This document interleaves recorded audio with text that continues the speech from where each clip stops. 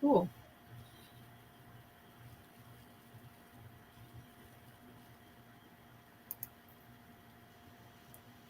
Hello, everyone. Welcome to another episode of the Storytelling Journey. I am so happy to welcome today's guests. We have a fantastic conversation.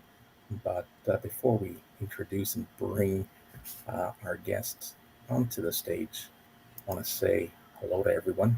Welcome. It is a pleasure doing these events.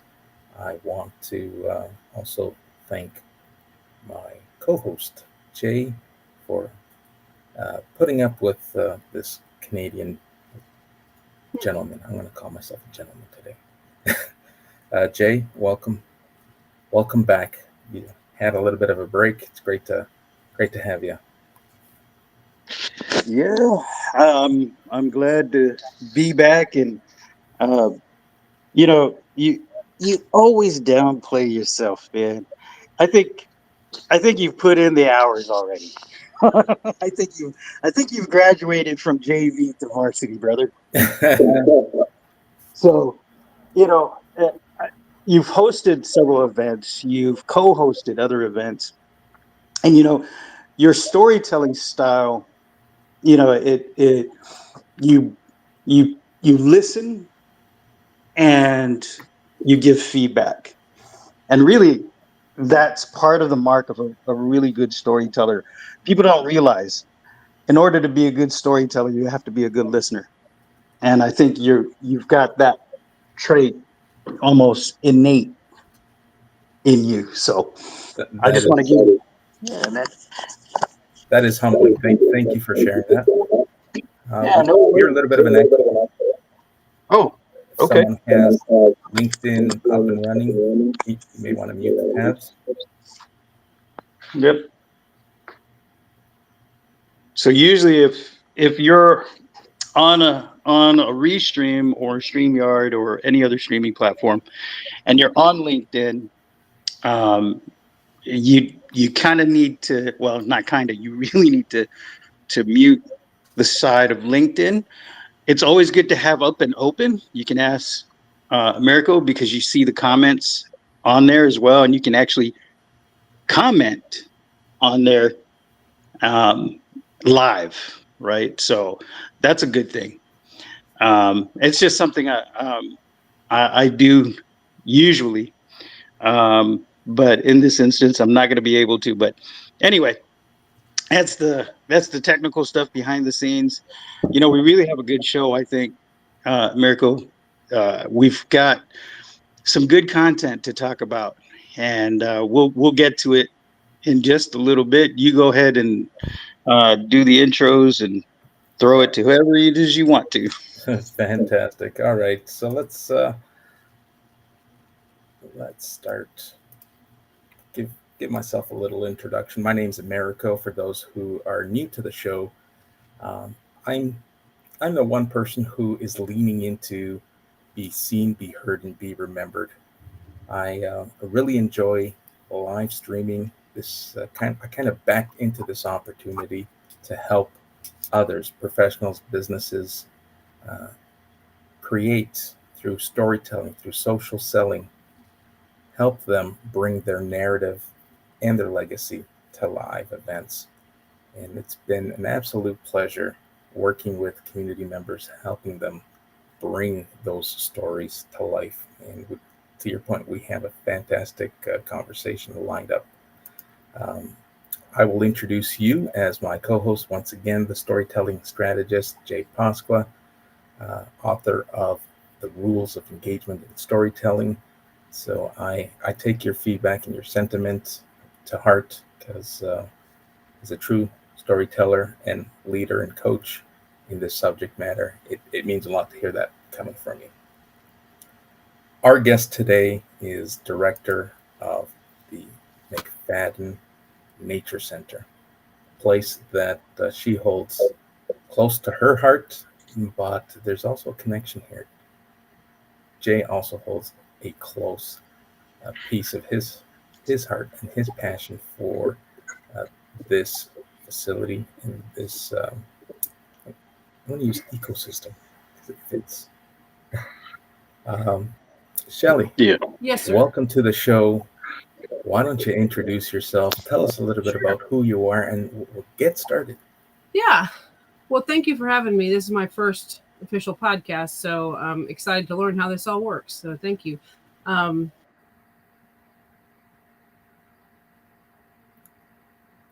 All right, so director of McFadden. Why don't we start off by well, sharing my name is with our audience what is McFadden Nature Center, what is its Sure. purpose, and we'll dive into some questions and purpose behind today's event.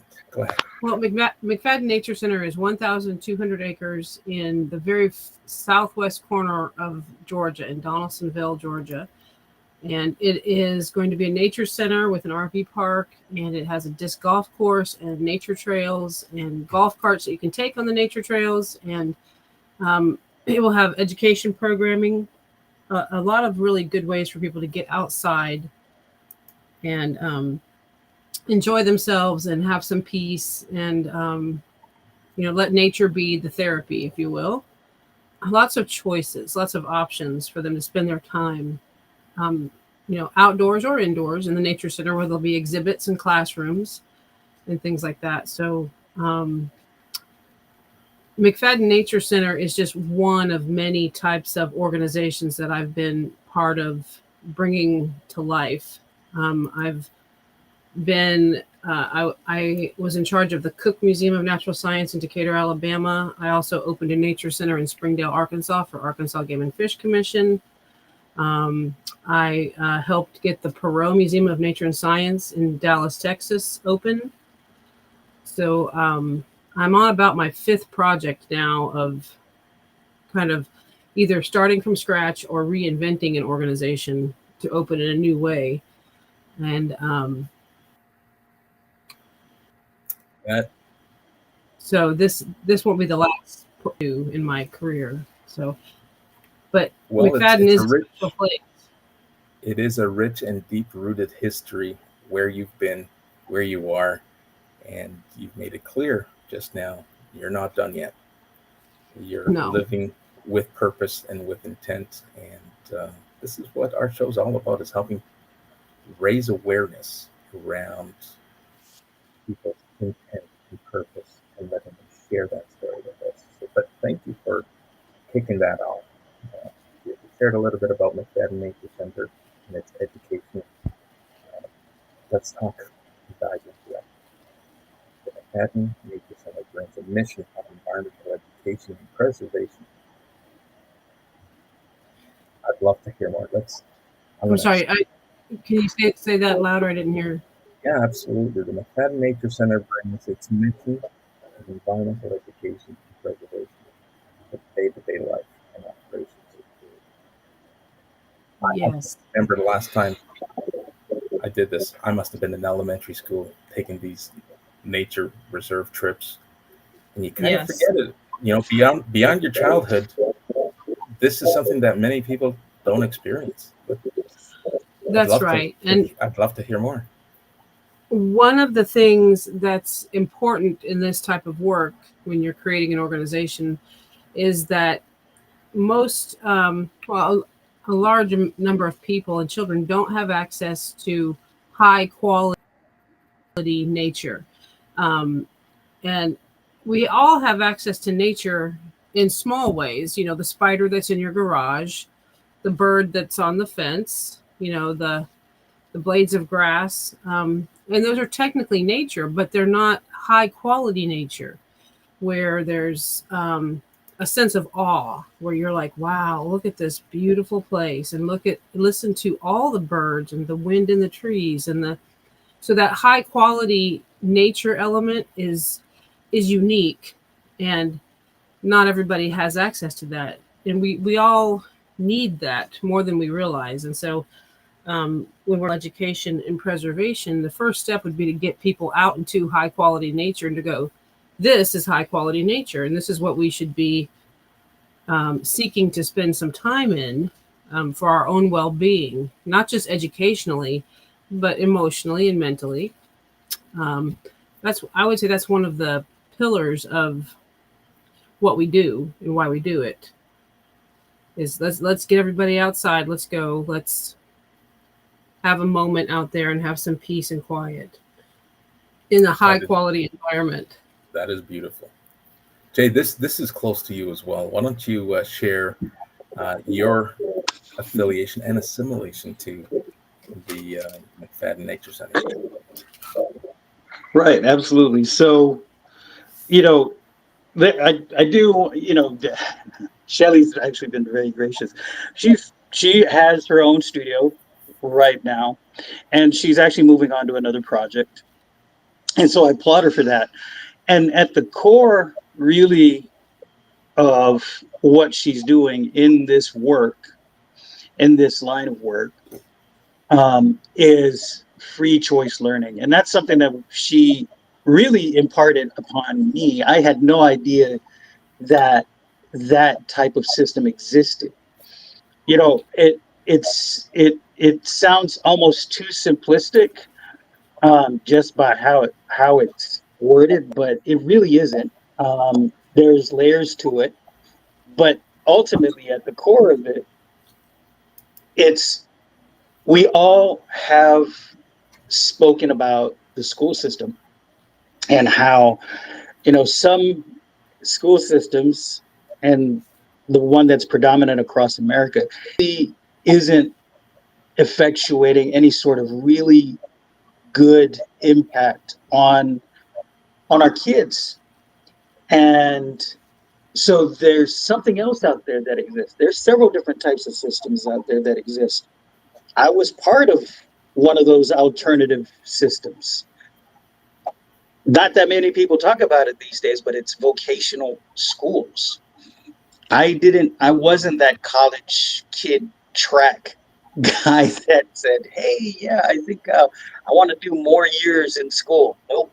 I was the one yearning to get out of that classroom. And sometimes did without permission. Just saying. Anyway, what I think is important, though, the narrative that's out there is we have an ailing school system in America, and nothing's being done. That's far from the truth. And we have someone, Schelly, who was really part of learning from the person who initiated this type of system and this type of knowledge about how learning could be done in such a different way. And I'll shut up so Schelly can speak more about that. Okay. Well, yeah, free choice learning is something I'm very passionate about. And I studied this in graduate school. And I'm going to, since this storytelling is the important part here, I'm going to go back a little bit. I was homeschooled, and I started college when I was 16. And because of my homeschool experience, that's a totally different way of learning than in the formal public school system. We had testing and all that stuff, but there was not teaching to the test.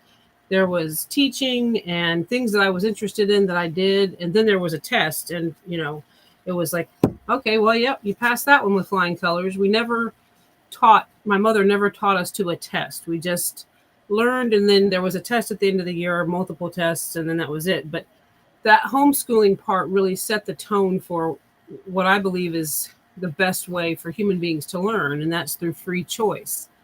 And so I ended up working at a little natural science museum in North Texas called the Hurd Natural Science Museum and Wildlife Sanctuary. I was there for 17 years.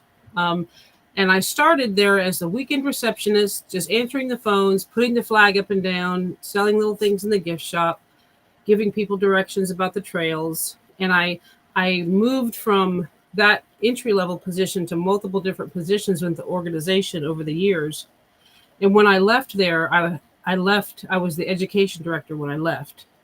So I worked my way up from, entry-level bottom all the way to like the second in charge before I moved on to another project. But with free choice learning, it's different than a public school setting because you're making a choice. When you think about it, the choice that mom and dad make to come and bring their kids on to the nature center on the weekend, that's a choice. They have lots of options with things they can do with their time. They could do a lot of other things other than come to a nature center. So it's a choice.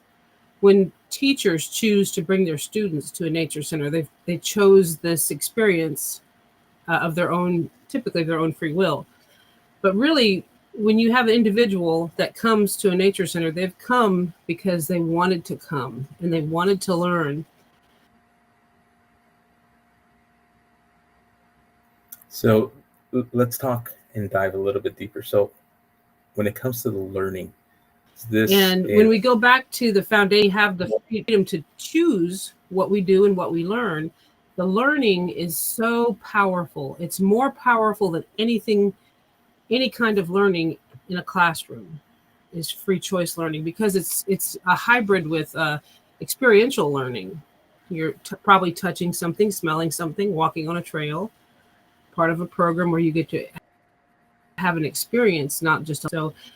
Free choice learning is the freedom to choose. And if you stop and think about it, America, if you were forced to do something that you did not really want to do or wasn't your choice, how well are you going to pay attention to it? Well, that is a loaded question because you mentioned being homeschooled, and so I'm first generation immigrant family, and I was homeschooled, but homeschooling meant something different. I'd go to the public school system, and at the end of the school day, I would check everything at the door, and I would start a second round of learning. And mom and dad would try to instill cultural learning and just keep me immersed in our culture. And it was great because now I can speak fluently, multiple languages, and I have my heritage and I have a legacy that I can now carry on and teach my daughter and nieces and nephews. So I'm grateful for it.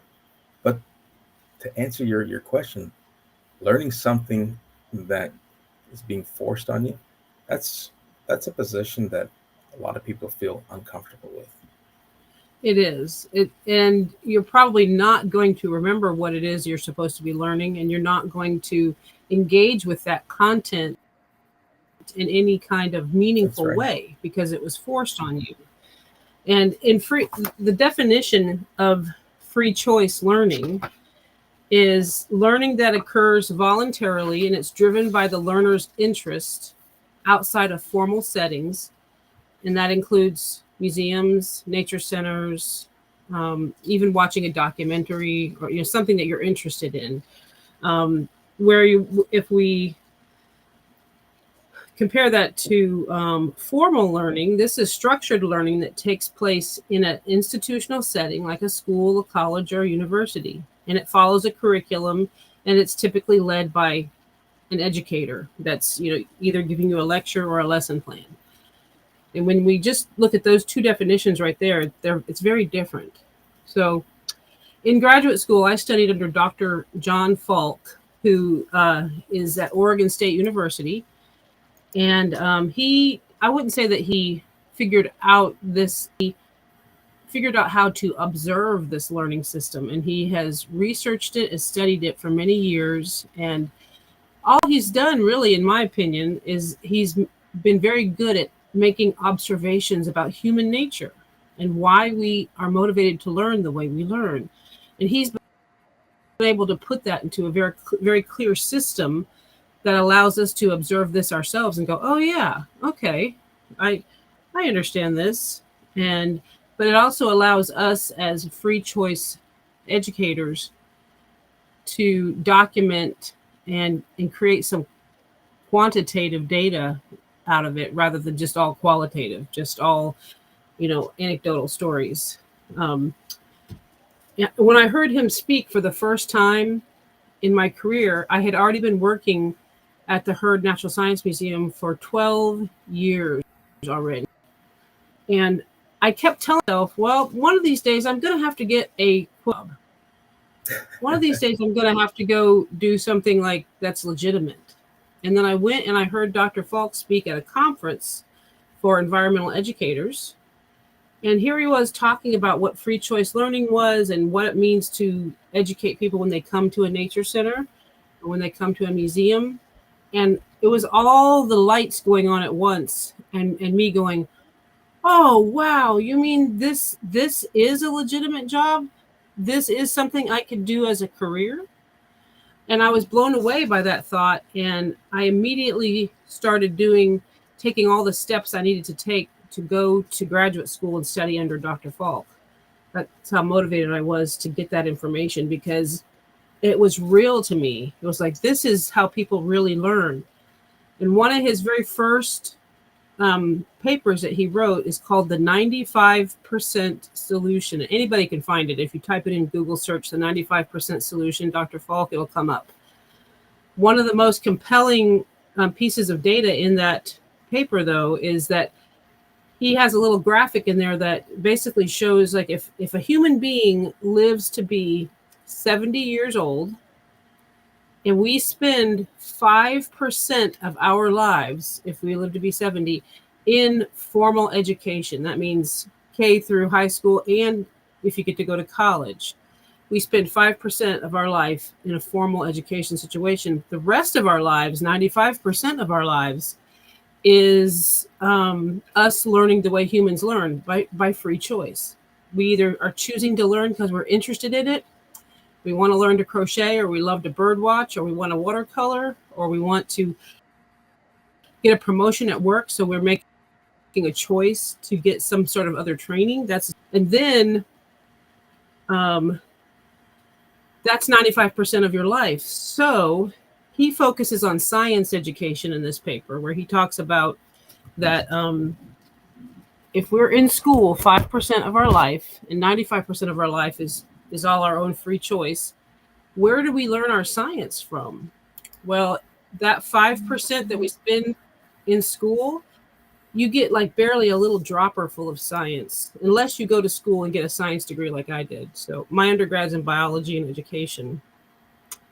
And so when people come to a nature center, they're learning some biology, some ecology, some natural science, and they're learning things that nobody ever gets in school. And why is that important? Because it helps create knowledgeable citizens that when they are faced with an issue that maybe they're going to go vote on, if they learn something in a free choice learning venue that helps them understand the basic science of something, now they have more information, informed information, before they go vote on a topic or go to a city hall meeting or something like that. There's a lot to it that it's, unless you really study it, you're like, huh, I never would have thought of it that way. Yeah. So That's, go ahead. yeah, I just wanted to jump in real quick. I think I'll give you a perfect example of free choice learning. I'm of the age now where I have many people in my classmates who are retiring, right? So they've gone to college, they did the college track, they've gone on to have careers, sometimes multiple, and they were successful. And I would sometimes run into them on Facebook or whatever social media, and I'd ask them, "Hey, how are you doing? What are you up to now?" "Oh, I'm retired." "Oh, the whole 9 yards," right? Just trying to catch up. And then I said, "So, you remember when you were in college and you were doing your thing and you went out for your MBA? What did you do afterwards with that MBA?" He said, and usually it's, "I totally did nothing with my college degree. I went in another direction." I mean, 9 out of 10 times, that's the conversation that I have with a lot of my classmates from high school. And so when she talked about free choice learning and I researched it, I was like, wait a minute. That's something that happens innately as a result of the educational system that we currently have. And so I was like, wow. So, and for me, it was vocational school, high school, that allowed me to experience it a lot quicker. I didn't have to go 4 more or 6 more or 8 more years. So um, I really, that's why I was like, we got to talk about this. So what are your impressions, Americo, about free choice learning and about how people learn? Well, here's my thought, and I'm thinking as I'm listening. I hated, for instance, my life example or my part of my story. I hated history. I hated structured learning when it came to history, the textbooks, and it wasn't until, and I'm almost ashamed to say it must have been 4 or 5 years ago, that my fiance encouraged me. It's like, let's go visit a museum, the Canadian War Museum, and it's like, history's not really my thing, and it's like, don't know if I'm going to have a good time. It's like, hey, listen, it's something to do. And the minute I walked in, and I was just overwhelmed with the learning opportunity. It's immersive. You can almost create that imagery in your head and see yourself through those exhibits, see yourself in that moment in time. And that gave me a newfound appreciation. I'm answering your question, but here I'm talking like this is a scaled down version of the learning that we're talking about here. But if I knew, or I was introduced to that sooner, I would have been all over it, because it's hands-on, it's immersive, it's engaging. It allows for those of us who learn and absorb and consume learning in different formats. It's visual, it's audible, it's physical in some exhibits, and I totally support and would say that we need to do more of this in our public school system. Exactly. Right? Yeah. And, we lost it. Let me bring him back into the studio. oh, okay. Can you hear me? Yeah, I can hear you. Okay. You're back, Jay. Yeah, so it's in my adulthood, I have a newfound appreciation where now I'll want to, if I'm traveling somewhere, it's like, hey, let's make sure there's somewhere where we can stop.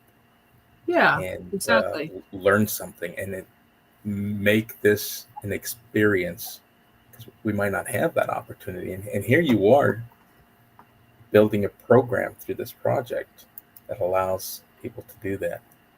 Now, yeah. I do have a question. Yes, Are sir. these programs and projects that you put together, is this like a day program where schools come in and out, adults sign up, or is this more robust than just it's all of the above? So it would be children coming from public schools for field trips, families coming on a weekend, Boy Scouts coming for a scout program. It could be a retirement group coming from a nursing home that's going to take a short little trail or do a program.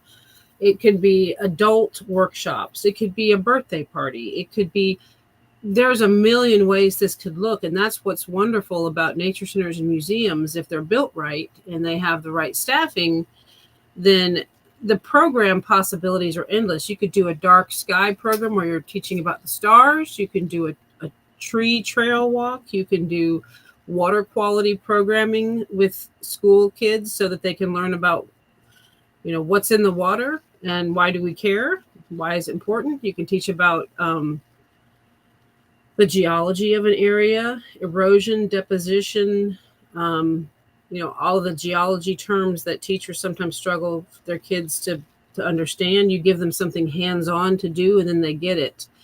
I'll never forget. Here's a story from my time in Texas when I worked at the Heard Natural Science Museum, and I was education director. And a teacher came to me from the public school system, and she had fifth graders, I believe, and she said that I'm really having trouble with the kids understanding weathering, erosion, and deposition. And I just can't seem to get them to understand these terms and for the definition to stick in their mind so that they understand it. And she was focusing on this because it was part of the test that they had to take and pass. And she said, can you create a program for us that will help them understand this? And I said, well, sure. And so I took a little bit of time and developed some hands-on activities that allowed them to touch and feel and see what weathering, erosion, and deposition looks like. And I gave them large aluminum pans that were full of sand and then water that they could, and then I gave them blocks so they could build up a little city on all this sand. And then they had to pour the water like a rainstorm over the city and watch the weathering and the erosion and the deposition. And then we looked at all of it and defined what they were seeing. But they got to feel it, see it, touch it, smell it. And then when they left the program, and then after they did their testing at the end of the year, I reached back out to that teacher and I said, how did they do? And she said, oh my gosh, they knocked it out of the park. They got everything right when it came to that part of the test. And it's because they got to touch it and feel it. That's the experiential part of free choice learning. And I was so pleased that the kids actually remembered what they learned because they put their hands on it and they touched it and they felt it. And they had fun with it. I think that's another element of learning at least in our country, that sometimes is lost, is that it can be fun. It should be fun. Learning should be a happy, joyful thing. It should not be it shouldn't be a drag. It should be an amazing experience that you don't forget. Yeah, I totally agree. And I too chose the community college route because of the hands-on experience that I could get through community college that university wouldn't provide for the program that I was interested in. Bro, are we community college graduates? Are you serious right now? Yes, there's another one we can chalk up. What in the world? Bro, we're twins. I don't get it. I think that's great, though. But Dr. Falk, in some of his research, one of the things that also sticks out is where adult learners are. When we think about adult learners coming to an informal learning venue like a nature center, he interviewed hundreds of visitors to the California Science Center, and he discovered that there was 5 basic identity-related categories of leisure benefit that people perceived when they came to the Science Center. So the 5 categories were that adults come to these places either as explorers, facilitators, meaning they're bringing their kids or their family. They come as experience seekers for themselves. They come as professional hobbyists, and they come as rechargers. So in those 5 different categories, people fell into one of those 5 that was their motivation for visiting the nature center. And when we understand that there are 5 basic categories, then that allows us to build a nature center or build a set of exhibits or build a trail that allows us to meet the needs of the visitor. We can say to our visitor, you're a recharger, so here's a trail. We can say to our visitor, you're an experience seeker, so here's a program you might want to sign up for. You're a professional hobbyist, so maybe you want to do a little more in-depth study. So there's so much to learn about how people learn and how they teach themselves, and what's the best way to do that. Yeah, there are also programs. We have not too far from where I am. There's a village called Pioneer Village, So Hmm. it's not a nature center, but it is a cultural and lifestyle center, and it takes you through a story of time and an era where people who are so passionate about that history and that time period, they've even found a way to monetize and make and create wedding programs, Oh, wow. Yeah. costumes, and if you're people are so passionate about learning that they want to not only immerse themselves in learning, but they want to be part of that experience. And Yes. I think it's wonderful that that is available, uh, provided that people aren't exploiting uh, for different reasons. But there's just so Yeah. many ways you can learn and be part of, and and make that part of your history, your culture, your legacy, all through learning and all while learning. Well, and what's really cool about this type of learning is it does not take effort on the part of the educator.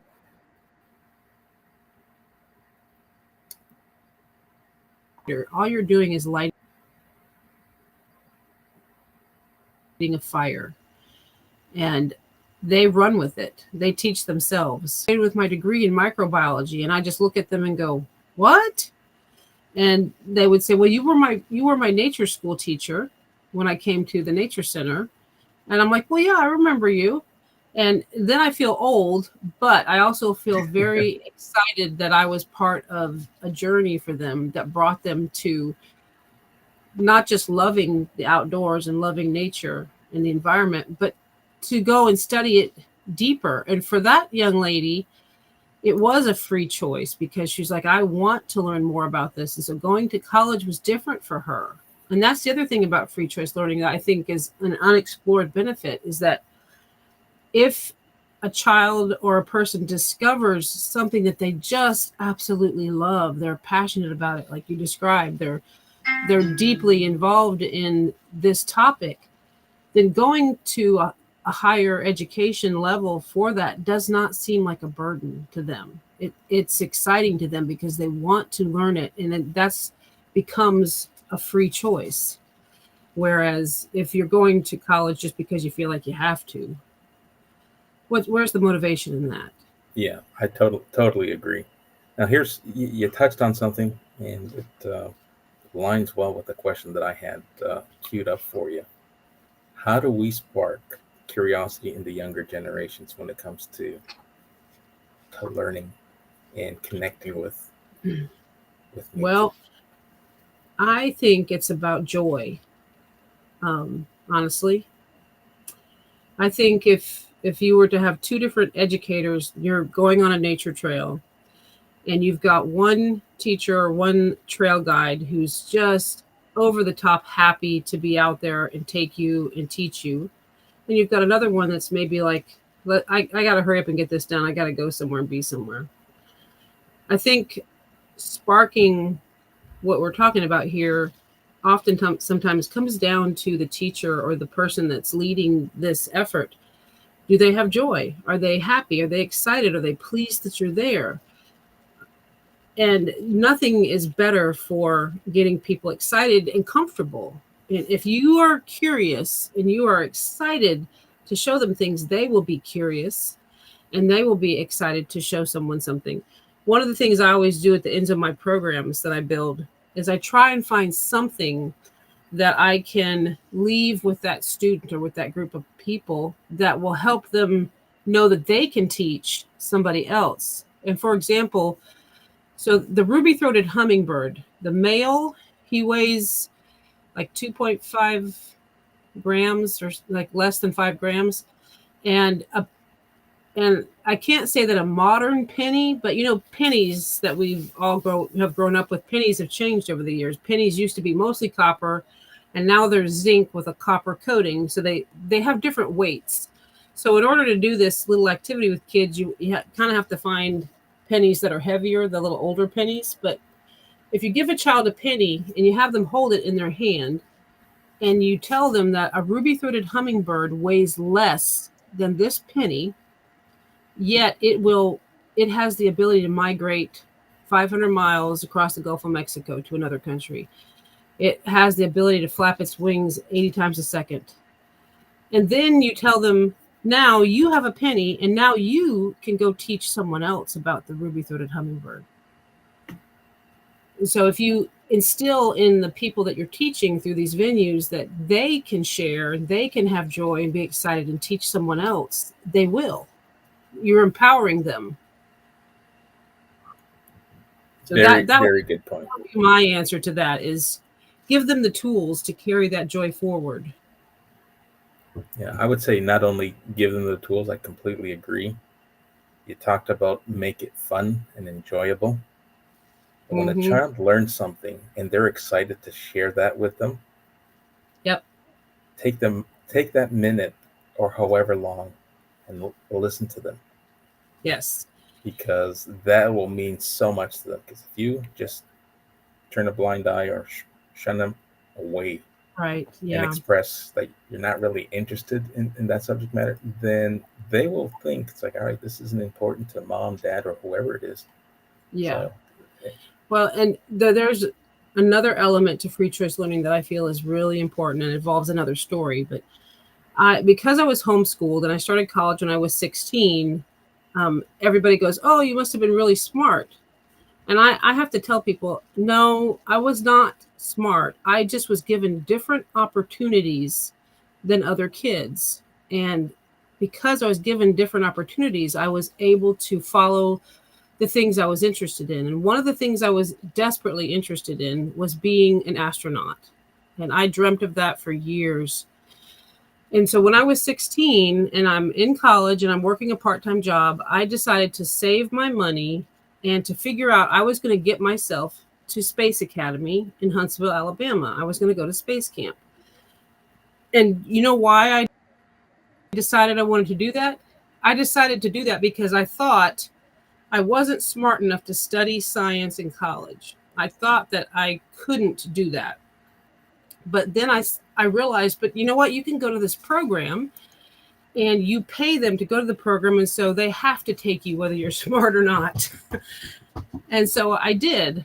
I went to Space Academy. It was a 10-day program. And I went into that program going, I'm not smart enough to do science, but I love it. I loved it so much. And I want to be here to do this. And I did it. And after that experience, there was a switch that was flipped in me.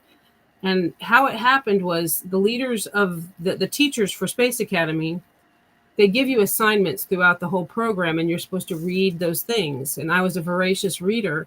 And at the end of the program, they give you a 24-hour simulation where you have to run the space station or fly the shuttle or whatever. And I was a scientist, so I was the mission doctor. And so they gave me my reading, like you have to read these sections of the manual so that you're ready to be the mission doctor. And so I did it. I read it twice. And during this 24-hour mission, they're giving you anomalies. They're saying, hey, you've got a crew member who's exhibiting these issues. What do you think is wrong with your crew member? And I kept solving all the anomalies. I kept figuring out what was wrong with the team members when they got sick. And finally, one of my teammates says, how are you doing that? How do you keep solving your anomalies? Our team can't solve our anomalies. And I just looked at her and I said, well, I read what they told me to read twice. And she goes, oh, okay. You mean you just read it? So what happened to me in that experience at Space Academy was I realized that I can do science. I want to do science. I love science. So what free choice learning can do is it can flip the switch, because we have a lot of young people in our world today that are afraid of math and science. They're scared of math. They're scared of science. They think like I used to think, oh, I can't do that. But when I left that program and went back home, it was like I was free. I went, oh, I can do science. And you know what? I'm going to do science. And so that's when I decided to go to school for biology instead of art. I had almost spent enough time in college to get an art degree. Now, there's nothing wrong with that, but that's just, I thought of myself as I'm only smart enough to get an art degree. And when I came back from that experience, I changed paths. And so that's when I did my senior biology research in Bangladesh with rice farmers. Because I followed my science passion, I got to do some amazing things. So free choice learning is so powerful. That is beautiful, and we got comments coming in, people saying hello, but one that really stands out is, bring it back up here. Anthony shared how he loves today's topic. So this is the intent of the storytelling journey. We know that each of our guests bring a unique view, perspective of by sharing their narratives. And I got to admit and agree with Anthony. I'm loving today's topic of conversation. So I can't thank you enough. We're almost at the top of the hour. I have a few more things I want to go over, but I want to encourage those who are listening live, who, if you have questions that you'd like Schelly to answer, feel free, drop them in the comments. Let's get those answers to your questions. We'd be more than happy to discuss anything that might be burning inside that you'd like for her to answer. Oops. I also have 2 Montessori teaching degrees. So I'm a certified Montessori teacher. And Montessori is actually another form of free choice learning. And one of the things that comes out of Montessori education is that children who are taught this way are often very intelligent and they have high test scores. But it's really another type of free choice learning when you look at the way that we teach in Montessori. And so being homeschooled, getting Montessori trained, and then getting a graduate certificate in free choice learning, I'm all about the free choice learning. It's the way humans are built, and it's the way that we need to be teaching. And there's so much power in it, and who knows what a child could learn and discover that would benefit the whole world if we could do better free choice learning. So I've been chomping at the bit. I'm gonna give a couple of stories. So as I mentioned, I was in community college and I pursued computer science. And Schelly spent some time with me now. It's just she knows I'm a creative, right? Yes. I'm the A in STEAM. And I really didn't. I knew I had an inkling. I had an inkling that I probably was more creative than I was, one of those technical guys. But computer science was the way of the future, blah, blah, blah. And it has been. And I'm glad I was able to do that. But here's what happened. I was such a troublemaker. I'm going to be very honest, right? I was such a troublemaker. They didn't want me to go out and do on-the-job training. They had a practicum program on campus, and they said, "Hey, we need you to stay on campus, and you're going to get your training here on campus. So it's going to be practicum, not on the job." I was like, "Okay, whatever that means." And they were struggling to find something for me to do because there was nothing to be programmed, there was nothing to be networked. And so the public relations officer chimed in and said, "Hey, I'll take him. We have Apple computers up here." Now, Apple computers back then were 2 different things. Now there's it's almost a seamless type system between Apples and Macintoshes, and now it's totally different, right? Yeah. And Microsoft. So, but back then there was a distinct difference, and it was mostly graphics. It was mostly about text. It was mostly about publishing. And so they were like, the public relations officer said, you know what? I was in the news business. I'm going to, mentor him. He can write up a a newsletter for the college, for the community college. And I was like, okay, I'll do that. And that's what started my storytelling journey. Because once I got the bug, I could not let it go. Yeah. And that's where you were talking about joy. Oh my gosh, that's it. I had the joy of interacting with people, asking questions, getting answers. And I was talking to people. I was 17 years old, and I was in the governor's chambers asking him some questions about a youth program. Yeah. I was like, who does this? I do. Yeah. Yay. You do. Yeah. Yeah. Right. Yes, exactly. And so that's what started that whole ball rolling. The other thing I was thinking about was I made a decision, or so I thought. Later, I found out my parents agreed to my decision. but the thing was, I wanted to stay with an aunt and uncle in the southern part of my island. And what that did was it introduced me to my culture and my Yeah. heritage. And because they were grassroots people, you know, they had a little farm on the property.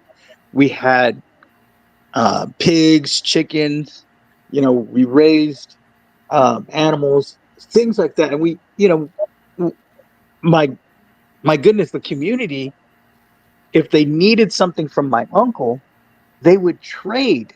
Like back in the day, the ancestors, right? They would trade. They Yeah. were not giving money. They were like, "Hey, I need you to fix my car. I don't have money, but I've got, a dozen ear of corn. Would you take that? And then I'll go ahead and bring some deer over later." Yeah. Oh, okay. So this is this was something that was communal, and so that immersion, right? That was I never knew what that was until later in my life when they were trying to create an immersion school for language and culture. Yeah. Well, another thing And I'm hearing in that story that you just told, Jay, is I'm hearing that there was community, there was people. And that is another tenet of free choice learning, is that learning is social, and that we learn when we learn together. And I hear that all in that story you just told, that you were learning together with your family and with your community. Yeah, and we see that time and time again, whether it is through real life experiences, through Hollywood. Take a look at the indigenous communities. They're generational free choice learners. They pass on their learnings onto future Yes. generations, Yes. and Yeah. that sense of community is it's like it's beautiful to experience and be part of that. I think you need to start taking tourist trips to your island and take us all and with you, Jay. Let's do it. We got two islands. I'm from an island in the Atlantic. Jay, we can do this. Yeah. let's Also, do it. Yeah. Yeah, I think people So would pay to do that. yeah, oh my goodness. I'll tell you what. I it's funny how you just mentioned that, but here's what I was thinking. I'm actually creating an app right now for my book. The app is going to allow AI to take people chapter by chapter through the book and they learn from it. Hmm. But at the end of this, I'm going to offer, I want to offer to take them on a writing sabbatical Hmm. Yeah. to Guam. And so when you're out there, we can explore all kinds of topics, all kinds of genres, and I'm just going to help them tell the story they want to tell, either using the backdrop as Who was Hemingway? the story, or Or inspiration. Yeah. using it as inspiration. Absolutely. So that's, I mean, it's everything's kind of aligning here when we're talking about this, but really that's what I want to do, and it's at the core of trying to help people tell their stories. So You're Yeah. going to be the So Hemingway of Guam. there you go. Well, through my career of building nature centers and museums, exhibits are part of how we teach people. And so that's been part of what I've had to learn, how to create exhibits that engage people and teach at the same time. But the most important thing that's come out of everything I've done in my career and my life is that people matter the most to me. And I always say, without people, it's just a building and stuff. Without people, there's nothing. You can build the most amazing nature center, the most amazing museum, but without people to run that place and people to visit that place, it really is just a building and stuff, and it serves no purpose. So it's the people that make the difference, and it's the people that create free choice learning along with the physical spaces. And um, that's just become my passion, is that if I'm not doing a project that is going to end up serving the community or building up a community, then I'm not interested in it. And that's a great segue for the next question. Looking ahead, you touched on the fact that you're not done yet, and I love that positive, inspirational mindset. So, what's coming up? Yeah, I have a number of projects coming up that I'm working on. One of them I'm not at liberty to discuss yet because I'm under a non-disclosure agreement for it. But they are all free choice learning venues that I'm working on. But I'm also working on developing some of my own standalone programming that I will be doing locally with people. So I'm a plant person. So I know I mentioned that I have a biology degree, but my passion is really botany and plants. And so I'm working on some programming around the topics are how plants helped win the war, World War II, and how plants were used in the Civil War. So kind of combining history and storytelling with how plants helped save lives during these historical time periods. And then I'm also working on Bible plants of the Bible. So I love teaching, and I love teaching about plants. I already regularly do plant walks and plant foraging walks. So foraging for food and medicine. And I always tell people that, when the world goes to hell in a handbasket, there's going to be food out there that people don't even know. They're going to starve, and there's food growing all around them. They just don't know it. And so I do a lot of teaching people about what they can find, even just in their own backyard, that they can eat, that they don't realize they can eat, Yeah, or that can help them be healthy. There is medicine out there in the plant world, but we've lost a lot of that because of the loss of the social learning through our cultures. We've lost a lot of that. So those are the things I'm working on personally. But the learning is endless, and yeah, oh yeah. There's a little green thumb in me as well. My ex's dad, who is no longer with us, he taught me so much. He would live off the land. He was a naturist, Yeah. a bushman, and the things that he taught me, that from a survival perspective, and even propagating, like he had science projects in his backyard. He would have and understood the biology, what plants you could propagate and he had a tree with different species of fruit all Yeah. growing on the same tree. And Yes.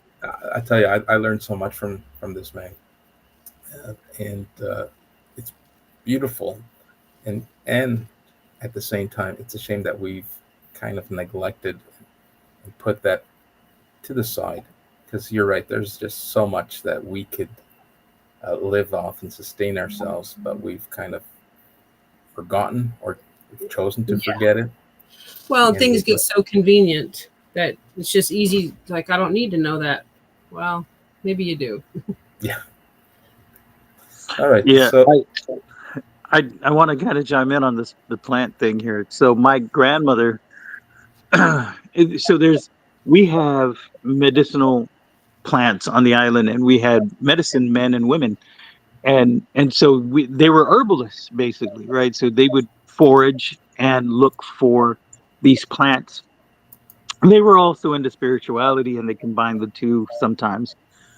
My dad had a godmother who was an herbalist, and she made these teas all the time. And sometimes he would keep the teas in a pitcher in the refrigerator, like everything else. Yeah. And they were not the regular teas. Let me tell you. No. I Yeah. Yeah, I didn't. I was raised on Lipton tea, right? So here's the medicinal tea next to the Lipton tea, and I did not grab the Lipton. And oh my gosh, right? I'm like, I could, even before it touched my lips, I tasted it in my fingertips. This Yeah. is how potent this stuff was. So, and Renee will tell you, they forced us to drink some of this stuff as kids to get better, to get well. And it made you feel sick, and you vomited and stuff. But all of that stuff came out, phlegm and all of the things that made you sick. Uh-huh. So Oh, yeah. there was a purpose for it. So anyway, my grandmother, there was a time she wasn't feeling well, and she went out into the yard. And on Guam, we have this thing. It's called sleeping grass, and it's a mimosa, but it's so tiny, right? It's not a tree. It's grass. But when you touch it, it immediately closes the leaves. And I was like, and as kids, you know, we were fascinated by this. We would touch it, and it would all of the leaves would curl in, and we'd be like, oh wow, look at that, it's crazy. And then here's my grandmother going out, and she's picking this stuff, and she's making a tea from it. And I was like, what? And so many years later, right, I'm looking this stuff up online, and that particular plant actually helps with inflammation. And I had no clue, right? I was just in awe that my grandma went to pick grass out of the yard, and she was drinking it as tea. And I'm like, that's weird. Um, but it served its purpose. And Yeah. and it's these things, like you said, right? The convenience overrides the foraging, overrides the having to steep the tea, all of that stuff. And having to understand what the plants do. Yeah. Absolutely. Absolutely. And you know, these are legacy stories that need to be passed down so that we understand our ecosystem and how it could positively impact us. We already know, we are starting to understand what the negative impacts are in our environment. But what about the things that currently exist that we have forgotten? And Yes. Yes. and it's great that you're talking about the plants in the Bible, because there's so many things in the Bible that if you read it from a scientific point of view, can actually have practical applications in how we live life. And Yes. a lot of people don't realize that. Oh, it's a book of myths, it's a book of legends. And for some, it's the truth, literally the gospel truth. Yes. Yeah. So anyway, I think that when we allow ourselves to understand that learning doesn't end in the classroom, and It's learning can happen outside of the classroom. I think these are the things that are important. And stories, for me, stories are at the core of all of that. Go oh, ahead. absolutely. Yeah. I've really enjoyed visiting with you both. And if you want me to send you some links to some things people can read if they're interested in what free choice learning is, there's lots out there, but I have spent a good bit of time kind of cherry picking the best articles for people to read, so you're not having to dig through everything. Fantastic. I would encourage, drop them in the comments, for Okay. at this event. I Okay. repurposed today's episode. I will create a Substack article, and we'll drop the links in there as well. Okay. Now Yeah. we're just winding things down, and I too, I want to thank you. I'm enjoying this conversation. Now let's wrap things up with this last question. If you could leave a lasting message for anyone who's visiting here live or on replay or visiting McFadden Center, what would you leave them with? I would leave people with um, don't be afraid and leave fear behind.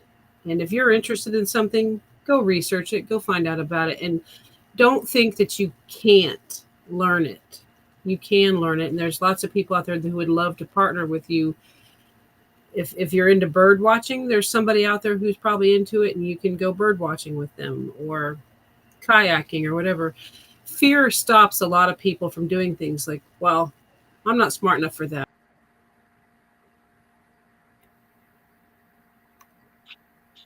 I spent a lot of my life in that place, and go out there and learn something you want to learn.